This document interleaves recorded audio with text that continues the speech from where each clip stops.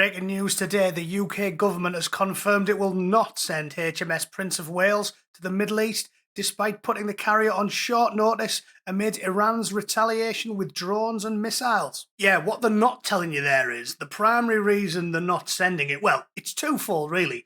First of all, we already embarrassed ourselves and pissed off all of our allies by umming and ahhing as Captain Flip-Flop did what he did with the women have penises issue, the nationalising the railways issue, the Jeremy Corbyn issue, and well, basically every single issue he's ever had to comment about, which is to flip-flop time and time and time again by completely reversing his position every 12 hours. Obviously, when you tell the Americans you're not interested in helping them, then you are, then you aren't, then you are, well, they're just going to tell you, don't worry about it, lads, don't worry about it. So that's the main reason we're not sending anyone, because Trumpy Bear tweeted out, no, you're all right, mate. You might as well keep on sitting on your hands. We've got it from here. Keir Starmer is the only Prime Minister in world history that's tried to join a war after it's already been won.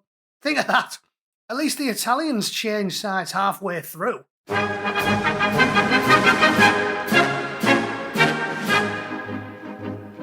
Right, in a strange turnout for the books, what you're going to see here is a 5-2 combat veteran have a go at the military. Yeah, that's what I'm going to do today. I'm going to rip the military to bits. Not just the powers that be, but the people in it as well. The Royal Navy, in its current form, is an international embarrassment. That's not hyperbole. This little minor fracas with Iran has laid bare some glaring problems for all the world to see. So maybe, as is so often the case in British history, maybe we've got lucky and this here minor disagreement with the Americans has laid it bare in good time for us to try and do something about it. Although, with the current shower of shite running the country, we won't do anything about it at all, will we? We won't. But it has proven, beyond any doubt, that our military is a sick joke. We couldn't deploy a fighting force even if we wanted to. If the Falklands got invaded now, what are we going to do? Send 8 blokes in a bathtub?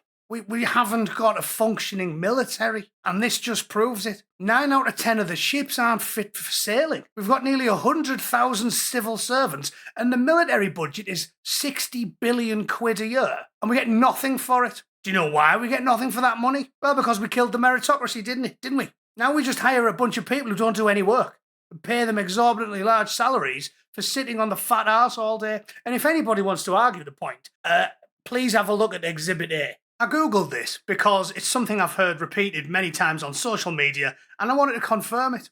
Turns out it's true. The Royal Navy has more high-ranking officers than operational ships, a disparity highlighted by many commentators who've noted that we've got between 30 and 40 admirals and flag officers compared to around 20 to 30 major warships.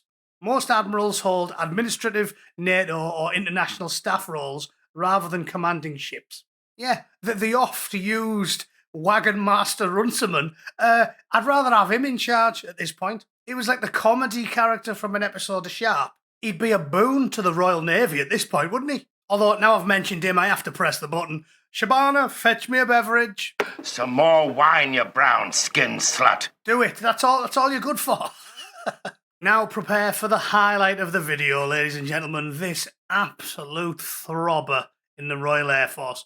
Listen to what this chop has got to say for himself. If you're not from a Muslim background, that you learn about the customs, the culture, what it means, the symbolism, and then with that better understanding, I think we understand each other better. And I truly believe if we could have more people from a non-Muslim community at these sort of events, that there wouldn't be that sort of fear of the unknown. And I think that it would mean there was less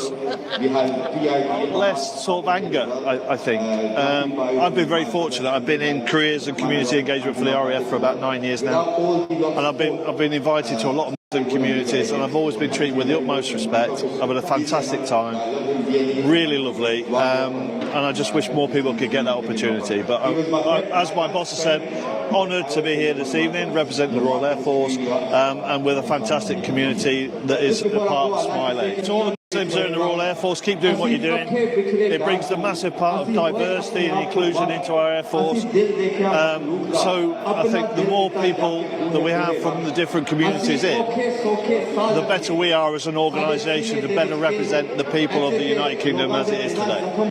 You get all that? Yeah? Did you enjoy that endless spiel of commie gibberish that contributes about as much to the armed forces as, well, I nearly said as the ship's cat, but the ship's cat actually performs a function. If it kills one rat, it's done more than that fucking knobhead has achieved in the last 9 years of his career. How have you got a bloke paid an ample salary? It's going to be a decent salary because he's not like the lowest rank in the organisation. 9 years as a community engagement officer. What are you talking about? The only engagement I want the Royal Air Force to have with the enthusiastic regulars at Alan's world-famous snack bar is bombing the ever-loving shit out of them. That's it. I engaged with that community when I was in Afghanistan, and the American National Guard engaged with them, much to my delight. Yeah, that was when the A-10 was strafing them, scattering the body parts across the battlefield while me and my oppos cheered. That's community engagement. Let's have some more of that. Not whatever this shit is. It's unbelievable. You've all seen the statistics. He's talking about thanking the snack bar boys in the Royal Air Force. There are none. There's about 4. This is well known. You do remember this story, don't you? This one was from Newsweek back in 2014. There were twice as many snack bar enthusiasts fighting for ISIS than were in the British military. You remember them, don't you? John, Paul and Ringo. the barbarous Beatles. I'm sure you lot, I don't need to go looking for every story. You guys actually read the newspapers. Incidentally, if we're going to talk about those 3, I was proved right because I always said George was my favourite Beatle, and he didn't lop anybody's head off, did he? And now, before I launch into my final tirade, let's have a quick listen to Sir Richard Knighton, the Chief of the Defence Staff, who's done less work in 30 years than John Wayne's safety catch. What a throbber. War started on the Saturday. We saw the responses over the weekend. We were well set with our posture that had been built up over several weeks. And then on Monday, Sunday and Monday, we looked at different options, and then proposals were made to me on Tuesday, and ministers signed them off that day. And that's what we've seen this week flowing into the region to increase the strength and presence and our ability to defend our allies and our partners and our interests in the region. You talk of being well set, but you'll be aware that HMS Dragon, the warship that's going to be sent to the region, it's still in Portsmouth, a week on. Yeah, HMS Dragon was in maintenance until the start of this week. And I'm enormously proud of the work of the Royal Navy, who've been working night and day to get that ship ready, get the ammunition on board, get the stores on board, get it out of its state of maintenance so it's ready to go in the next few days. When will it leave? It'll leave in the next few days. Can you be more precise? It'll leave in the next few days as soon as it's got the ammunition on board and it's ready to go. And when will it arrive? How long will it take? Well, as you know, it takes a number of days to transit through the Atlantic and then through the Straits of Gibraltar and through to the Mediterranean. How much is that delay due to cuts that have happened to the military over the years? None at all. I mean, the ship HMS Dragon was in maintenance, which was a routine part of how we ensure that they're seaworthy and we keep them at the best possible standard that we can. But what we should recognise is we have a navy that has got a global presence. We've got ships in the Falkland Islands, ships in the Caribbean, we've got a submarine in Australia, ships as far east as Singapore, and ships in the Atlantic and the North Sea. That's a big demand on our navy and on our armed forces. Is it too stretched? Well, what the Prime Minister and the Defence Secretary have made clear, and what's very clear to me, is that this is probably the most dangerous time of the last 30-odd years that I've been in uniform. And it's very clear that the demands on defence are rising. And that's why I think the Prime Minister said in his Munich Security Conference speech that we needed to spend more on defence and do it faster. And you won't be surprised that I agree wholeheartedly with what the Prime Minister said. There you go then. He's just a politician, isn't he? Look at his face. He just looks like a shithouse, doesn't he? 30 years in the military, and he was so far in the rear he had to send his laundry forwards. The man has never deployed anywhere, hasn't done any work. That was a political response. Every party, the Conservatives, Labour, Lib Dems, hacked and slashed the military, cut funding by like 25% over a 10-year period. Everything he said was lies. It's not ready. It hasn't deployed. We're not sending anything, either because the Americans don't want it anymore, because we've already annoyed them, but probably predominantly because we can't, because it's not ready. There's been stories about them refusing to work. Think of that. Apparently, the Royal Navy just went, "Oh, we're not working on a Friday night. What are you talking about?" like, if you want to invade the UK, do it on a Saturday morning while they're all watching Going Live, and there'll be no defence, because in 2026, the armed forces don't want to work on a weekend, apparently. If only Adolf knew that, he should have started the Battle of Britain on a Sunday morning and he'd have won by tea time. It's unbelievable. So this frog-faced fanny is about as much use as a nun's tits, just like most of our military, which takes me to my final rant, okay? And now I'm having a pop at the people in the armed forces. Let's get rid of that, because I don't want to sugar this pill. This whole thing where everybody spends all day sucking off the armed forces, veterans, right? It needs to die.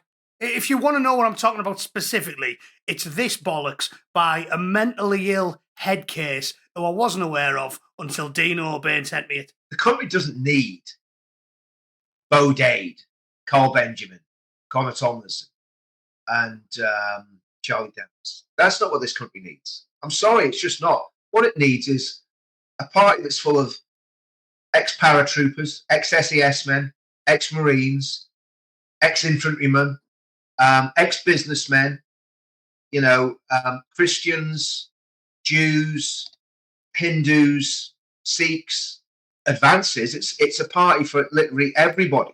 It's a party for everybody, and it's a party that's totally in the sweet spot, and it's a party that's got some real men in it, not people that have loads of Batman comics on their bottom shelf. Proper men. Yeah, that was total bollocks. It's you know what it reminds me of? I talked about how the Americans like doing this thing where they say, "Oh, which president would you rather have a beer with?" I don't want someone who I want to have a beer with. I've argued with the class warriors about this. I don't want the Prime Minister to be a bloke who sniffed glue behind the bike sheds at a terrible comprehensive school in Middlesbrough. I want hard-working, competent people. This is why I'm naturally argumentative, because I try to think with my head instead of my heart. Of course, I'd like to promote the Royal Marines or the British military as a whole, but it's irrational and illogical, especially when you're living in a DEI world. The Royal Air Force is a joke. Basically, the Navy, the Army, the Air Force, the British military is a joke. This idea that because someone's a veteran, that you have to lionize them and say nice things about them, it's ridiculous. It comes from the United States, where they quite rightly felt guilty about mistreating the veterans after the Vietnam War. So, like in so many ways, they overcorrected, and now 9 out of 10 of them are scamming the system and claiming PTSD, which they haven't got. And the standards have gone so low that there's very little to differentiate your average bog standard sailor or airman from the man in the street. The harder your training, the better quality of person you get. So there's some bootnecks are arseholes. It's the point I'd make to Inman. The percentages are better than the bog standard like the Navy or the Air Force, but some of them are wankers. Some people join for all the wrong reasons, and the harder the training is, the more likely you are to weed them out. But there's still some arseholes who slip through the net. And that's in elite organisations. When you're talking about the chair force, it's like the civil service. 10% of the employees are doing 90% of the work. So I'm not slagging off all veterans, but I'm telling you, they're as fallible as bricklayers or window cleaners. This juvenile attitude, "Oh, he's a veteran, we have to listen to what he says." Some veterans are as thick as dehydrated whale spunk. You don't just listen to them or classify them as good people because they're in the military. Al Carnes is a rat bastard because he's a Labour politician first and a bootneck second. The current Sea Lord's a Royal Marine. He's a wanker. He's a politician. He's a self-serving jithouse. And the same goes for 80% of the chair force, 70% of the Royal Navy, 60% of the Army, and 10% of the Royal Marines. I'll slag them all off. People should be judged as individuals on their individual merits. I'm sick and tired of people sucking veterans off on the internet. I'm sick of getting messages about it. "Oh, you like this guy who was in the Army?" I don't care. I like some people in the Army, but some of them are wankers. And shit for brains Inman apparently hasn't grasped this somewhat novel concept. Well, case in point, he was in the Army, and look at him. He's got the IQ of a pork pie. So, rant over. Stop sending me messages about veterans. I will judge them on their individual merits, as you should do, and as the entire country as a whole should do, because as it stands, I have no time for the British military as a whole. It's a sick joke. It's an international embarrassment. We are not ready for a war. We would lose a conflict with Lesotho at this point. The Royal Navy and the Air Force in particular are an embarrassment. But if you disagree, because you're a knobhead, because I mean, I've had dozens of pissed off RAF lads sending me messages, crying their eyes. Oh my God, you said mean things about the RAF. Yeah, if you painted planes for a living, you're not fit to suck my toes, son. So jog on. All right. I deployed more in 5 years as a bootneck than the current head of the armed forces did in 30 years in the chair force. So please wind your necks in. All right. Anyway, if you disagree, please have a pop in the comments. I love arguing with f***ing idiots. All right. See you all soon. Toodle pip. Cheers.